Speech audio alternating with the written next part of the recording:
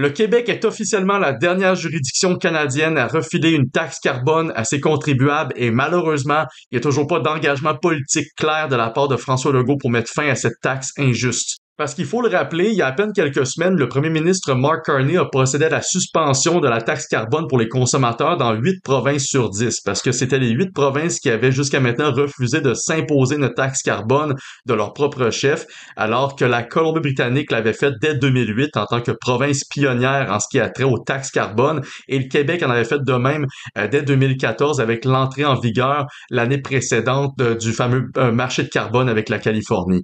Mais il n'en reste que dès la suspension de la taxe carbone pour les consommateurs, ces deux provinces-là n'étaient donc pas touchées. Mais il n'en reste que ça n'a pas pris beaucoup de temps avant que le gouvernement néo-démocrate de David Eby en Colombie-Britannique a décidé de suivre le pas des autres provinces et donc de aussi suspendre la taxe carbone pour les consommateurs. Au Québec, plus souvent qu'autrement, les politiciens ont préféré jouer avec les mots et vous faire croire qu'on ne paye pas de taxe carbone au Québec parce qu'ils disent que ça s'appelle plutôt un marché du carbone ou plutôt un système de plafonnement ou plutôt une bourse du carbone. Mais à la fin de la journée, c'est un prix qui vous est refilé. Puis ce prix-là, ça revient à environ 10 cents par litre d'essence présentement dans les stations de service. Puis c'est un prix qui est appelé à augmenter et même à doubler d'ici la fin de la décennie quand on se base sur le mécanisme en fait qui a été mis en place parce que ce mécanisme-là est assez complexe. Essentiellement, le gouvernement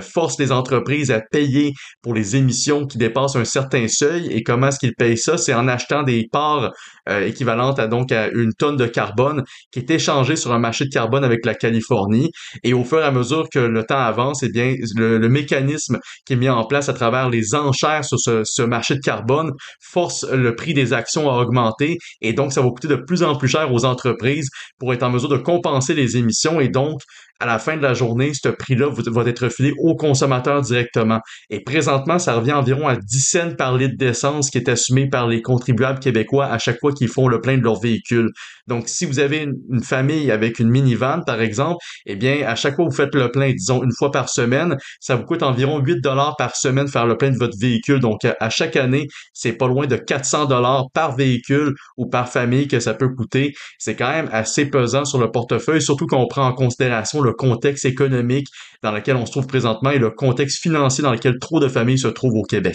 Et là, les Québécois se retrouvent malheureusement dans une très mauvaise posture parce qu'on est les seuls non seulement à payer une taxe carbone au Canada, mais également parmi les seuls à en payer une en Amérique. Alors, il est temps de mettre cette taxe carbone de côté et de trouver des initiatives beaucoup plus intéressantes qui n'alourdissent pas le portefeuille des familles et qui ne ralentissent pas la compétitivité de nos entreprises. Alors, je vous invite à partager cette vidéo puis à signer la pétition pour qu'on puisse continuer à mettre de la pression sur François Legault et sur les autres députés de l'Assemblée nationale afin que la taxe carbone du Québec puisse faire partie du passé, tout comme la taxe carbone fédérale. Merci à vous.